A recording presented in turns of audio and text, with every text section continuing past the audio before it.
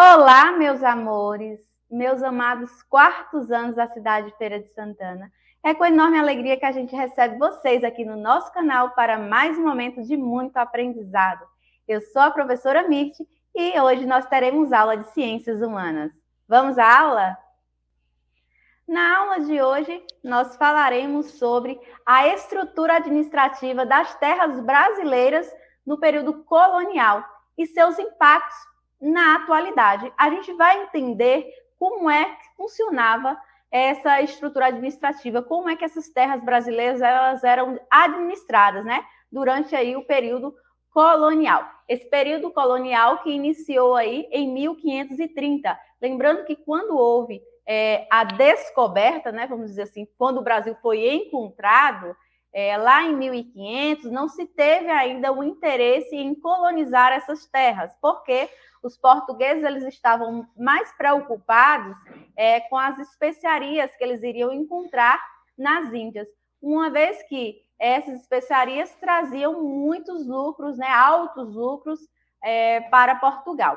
E já no Brasil, eles não sabiam ainda de que forma investir no Brasil, o que o Brasil oferecia aí que poderia trazer lucros aí a Portugal, certo?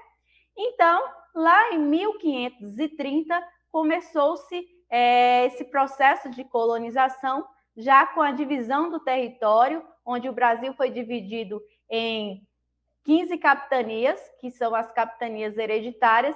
Cada capitania tinha-se um donatário que iria administrar aquela terra. Então, vamos ver aqui algumas das transformações que o nosso mapa passou ao longo do tempo.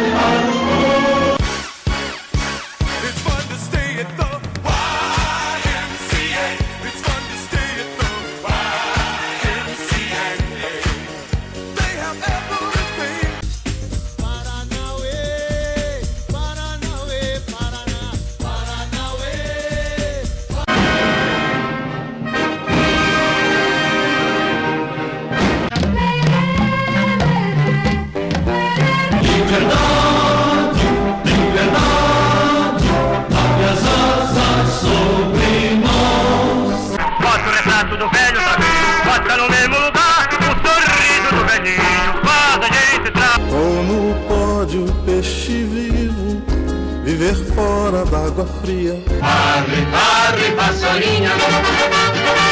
Roda mundo, roda gigante.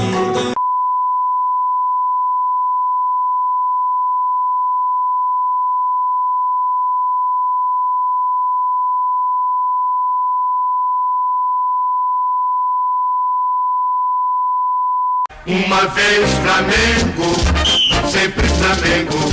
Ou ficar a pátria livre, ou morrer pelo Brasil. Ou ficar a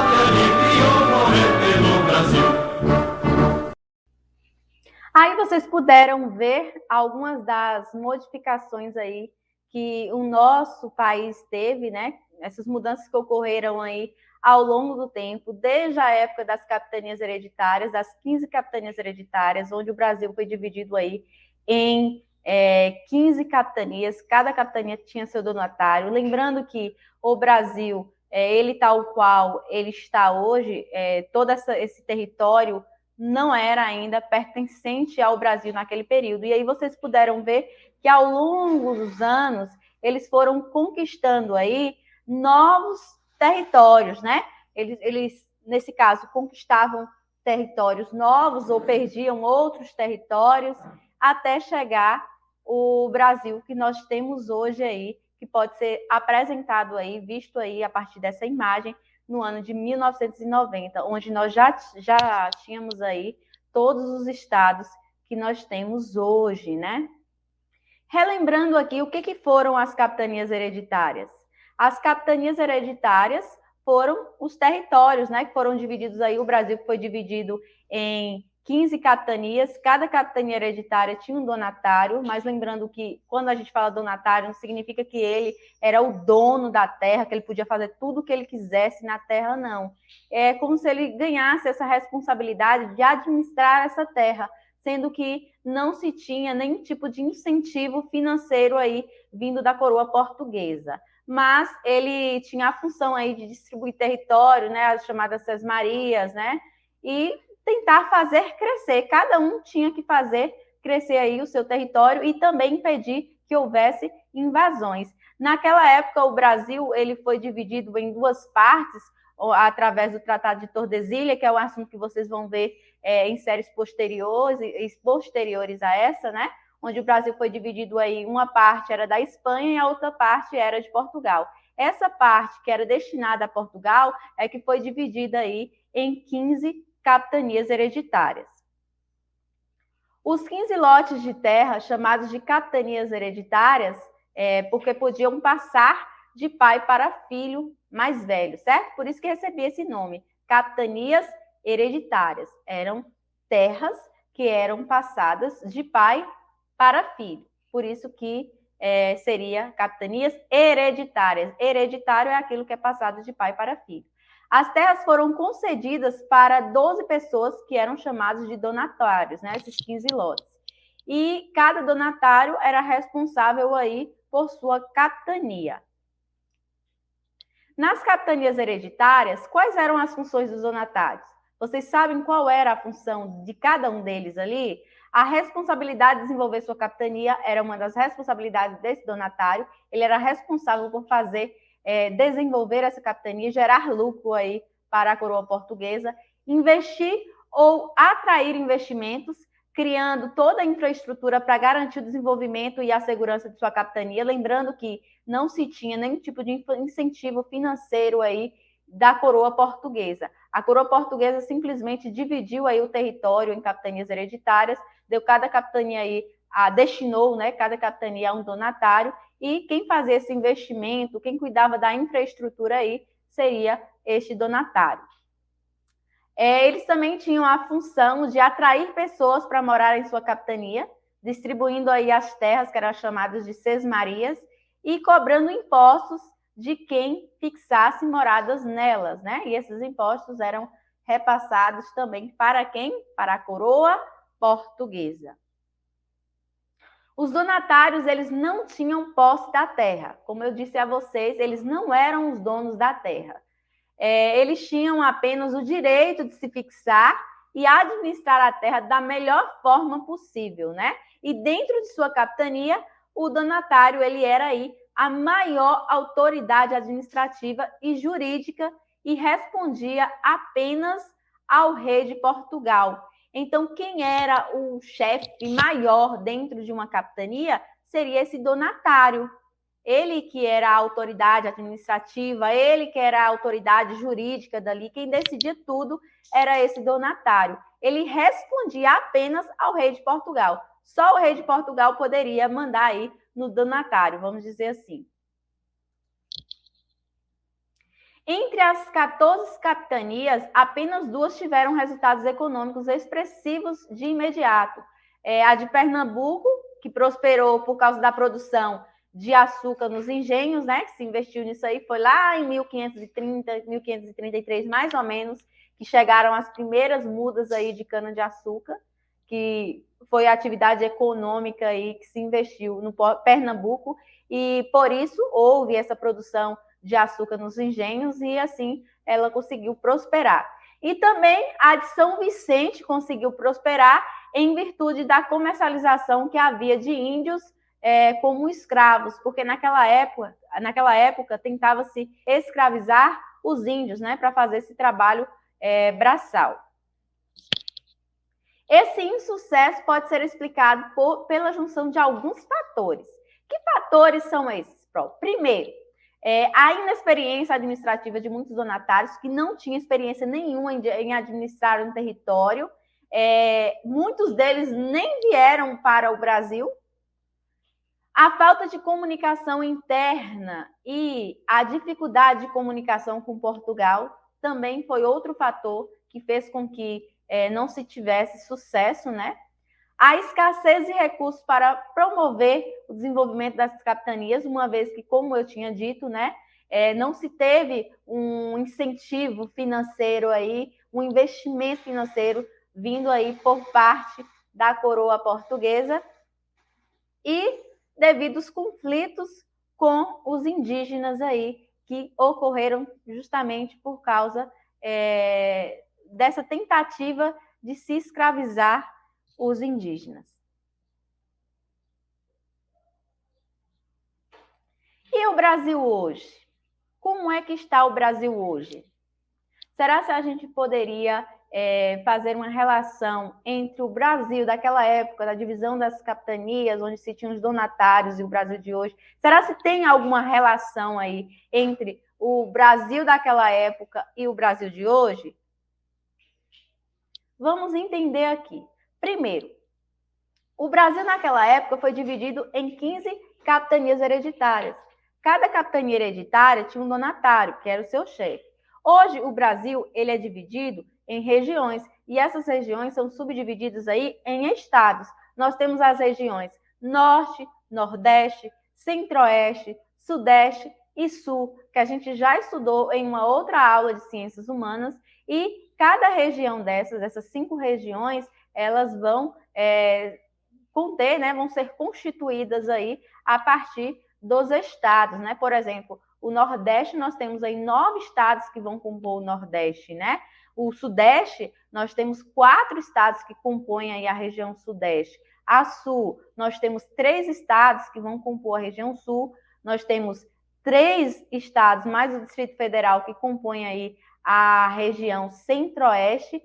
E nós temos aí 7 estados que vão compor a região Norte. Ou seja, no total nós temos 26 estados e o Distrito Federal, que vai compor aí o Brasil. Então, o Brasil foi dividido em 26 estados e o Distrito Federal. O Brasil hoje, o Brasil de hoje, né? E naquela época o Brasil foi dividido em apenas o quê? 15 capitanias hereditárias.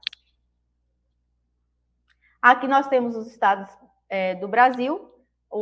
No primeiro mapa, aqui o Brasil foi dividido em quê? Foi dividido em regiões, que são as regiões Norte, Nordeste, Centro-Oeste, Sudeste e Sul.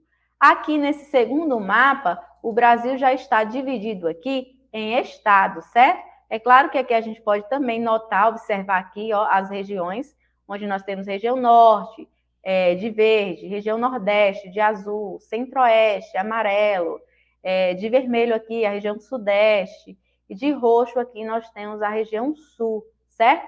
Mas aqui nós não temos uma legendinha aqui especificando qual região aqui é por conta das cores, né? Porque é para a gente analisar aqui o quê? Os estados que vão compor aí o Brasil. São aqueles mesmos estados, né, que a gente estudou na aula anterior, certo?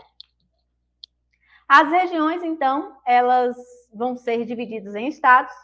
Os estados, então, vão ser divididos em municípios. Então, a gente tem um país maior, que é o Brasil dividido em regiões, as 5 regiões, e ele vai ser dividido também em estados, e esses estados vão ser divididos nos municípios. Por exemplo, O município de Feira de Santana está no estado da Bahia. Em qual país?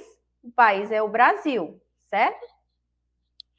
Assim como os donatários, temos também representantes para governar o nosso país, o nosso estado e o nosso município. Naquela época eram os donatários, e hoje quem é que governa o nosso país? Quem é que governa o nosso estado? Quem é que governa o nosso município? Hoje nós temos os nossos representantes. E esses representantes, eles estão distribuídos aí em 3 poderes. Primeiro nós temos o legislativo, nós temos o executivo e nós temos o judiciário. O legislativo é quem faz as leis, o executivo é quem põe em prática essas leis e o judiciário é quem vai aí fiscalizar, né, analisar se tudo está sendo cumprido. Então, o legislativo, eu elaboro as leis. Judiciário, eu aplico as leis. Eu faço valer essas leis. E o executivo vai dizer, eu administro, né, essas leis para que elas de fato aí possam acontecer. Então, nós temos os 3 poderes, legislativo, executivo e judiciário, que aí vai depender de quê? Se a gente está falando de país, se a gente está falando de estado, se a gente está falando de município. Por exemplo, legislativo, se a gente estiver falando de país, quem é que faz as leis do país? Os deputados federais e os senadores são responsáveis por essa parte de leis no nosso país. O executivo é o presidente, que nesse caso seria Jair Bolsonaro, né, o presidente atual.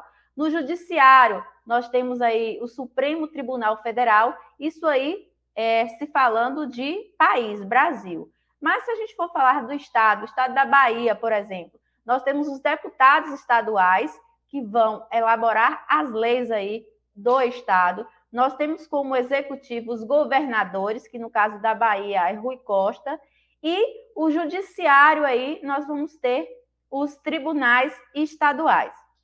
E se a gente for falar de município, quem é que administra o município? Os prefeitos. Os prefeitos vão administrar o município, os vereadores vão elaborar as leis do município e o judiciário aí vão fazer valer essas leis, né? Que são os juízes, certo?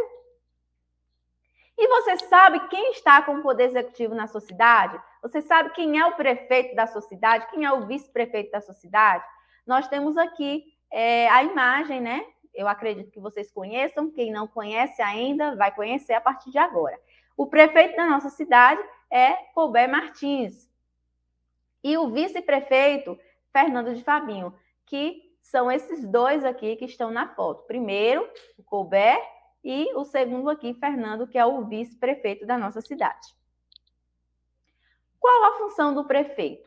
O prefeito ele realiza suas funções na prefeitura. O local onde o prefeito fica é a prefeitura, que é essa imagem que está disposta aqui. Aqui é a prefeitura de Feira de Santana, é onde o prefeito trabalha ali para administrar a cidade, né? A função do prefeito é administrar a cidade em todos os seus campos, né? Em relação à educação, em relação à saúde, em relação à segurança, muito embora a segurança ela é mais para o lado do Estado, certo? A parte social também é de responsabilidade do prefeito. E vocês sabem quem faz parte do poder legislativo da sua cidade, no caso da nossa cidade, Feira de Santana? Vocês sabem quem é que faz parte do poder legislativo? Como eu disse para vocês, o poder legislativo nas cidades, nos municípios, quem faz essas leis, quem faz parte aí do poder legislativo são os vereadores. Neste caso, nós temos 21 vereadores em Feira de Santana. Quais são eles, Pro? Correia, Zezito, Edivaldo Lima, Eli Ribeiro, Emerson Minho, Eremita Mota, Fernando Torres, Galeguinho, Jerusa Sampaio, Jonatas Monteiro, José Carneiro, Jurandir Carvalho, Ludi Rony, Luiz de Feira, Pastor Valdemir Santos, Paulão do Caldeirão, Pedro Américo, Pedro Cícero, Professor Ivan Berg, Ron do Povo, Silvio Dias, Zé Curuca. Esses foram os últimos vereadores aí que foram eleitos na nossa cidade, certo? São os vereadores de Feira de Santana. nós temos 21 vereadores que vão compor aí a Câmara Municipal de Feira de Santana. E para quem não conhece a Câmara Municipal de Feira de Santana, aqui nós temos uma imagem, né? A foto aí da Câmara Municipal de Feira de Santana, que é o local onde os vereadores se reúnem lá para poder fazer as leis, né? Votar as leis nesse espaço, certo? Uma vez que eles fazem parte do poder legislativo. E o que faz um vereador? Eu trouxe aqui um vídeo para vocês, esse vídeo vai descrever aí de forma bem sucinta, bem simples, né? Vocês vão conseguir entender qual é a função do vereador na nossa cidade. O vereador é para dar feira para o povo? É para comprar gás? É para pagar água? Para pagar luz? Não. Essas não são as funções de um vereador. Vocês vão entender agora qual a função real aí deste vereador.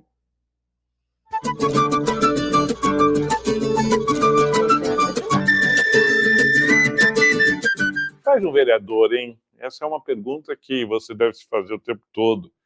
E nós acabamos fazendo porque a gente acha que o vereador não tem muita função. Mas não é verdade.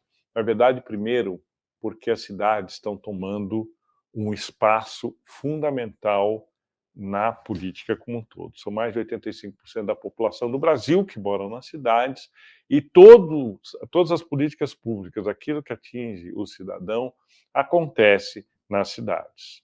A governança das cidades é feita fundamentalmente pelo prefeito e pela Câmara dos Vereadores. O prefeito tem as funções gerenciais, de gerir a cidade, os recursos e atender as demandas da população, e a Câmara de fazer leis, supervisionar o executivo, controlar o orçamento, aprová-lo e fazer com que haja um diálogo permanente entre as forças vivas da sociedade e o poder público instituído. O vereador, portanto, é o grande responsável por essa articulação, esse diálogo.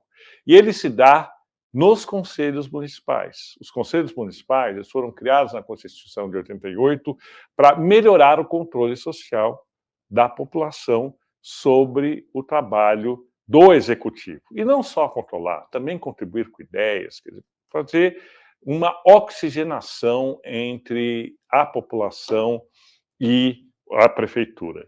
E os vereadores são grandes mediadores e grandes responsáveis pelo acompanhamento desses conselhos municipais. Portanto, eleja o seu vereador com consciência e procure saber se esse vereador dialogou ou pretende dialogar com as forças vivas da população e pretende ser a voz dessas mesmas forças dentro da Câmara Municipal. Aí vocês puderam, né, analisar direitinho aí qual a função ou quais as funções que devem ser desempenhadas aí pelos vereadores. Nós já sabemos já quais são as funções do prefeito e como é que escolhemos nossos representantes. Tanto o nosso prefeito, como o nosso presidente, como o nosso governador, nós escolhemos a partir das eleições, né? Nós vivemos num sistema democrático onde as pessoas escolhem quem serão os seus representantes. E isso acontece a partir aí das eleições. O ano passado nós tivemos a eleição aí de prefeito e vereador, né? Onde os pais de vocês puderam escolher aí quem eles queriam para representá-los, que seria o prefeito e o vereador para representá-lo. E o ano que vem nós já teremos as eleições para presidente e governador, onde nós iremos escolher quem será o nosso presidente, nós vamos escolher quem será o senador, quem será o deputado estadual, o deputado federal e quem será o governador que vai administrar o nosso estado, a Bahia, o ano que vem. A cada 4 anos acontecem essas eleições, tanto para prefeito, que acontece de 4 em 4 anos, quanto também para presidente e para governador. O presidente a gente escolhe para administrar o nosso país. O governador nós escolhemos para administrar o nosso estado. O prefeito nós escolhemos para administrar o nosso município. Aí nós temos Nós também podemos escolher os vereadores para para compor aí a Câmara de Vereadores, que faz parte aí do Poder Legislativo, no caso do nosso município. Em nível de estado, nós temos os deputados estaduais e em nível federal, nós temos os deputados federais e os senadores, certo? Todos eles aí juntos, junto com o poder jurídico também, que são os 3 poderes, né? O executivo, o legislativo e o judiciário, vão administrar o nosso país, o nosso estado e o nosso município.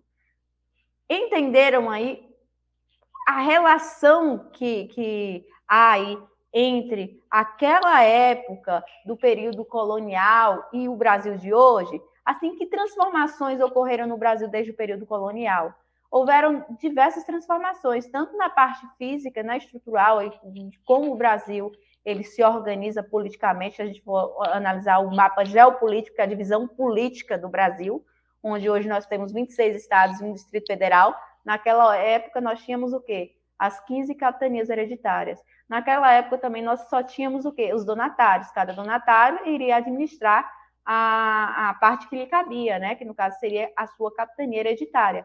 Hoje não. Hoje o Brasil ele é dividido em 26 estados e um Distrito Federal, e cada estado vai ser dividido aí em municípios, e hoje nós temos para administrar os nossos municípios, os prefeitos e vereadores, para administrar o estado, o governador, juntamente com o vice-governador e os deputados estaduais. E para administrar o nosso país, nós temos o presidente e nós temos também os deputados federais e os senadores, que vão compor aí a parte legislativa, e o presidente a parte executiva.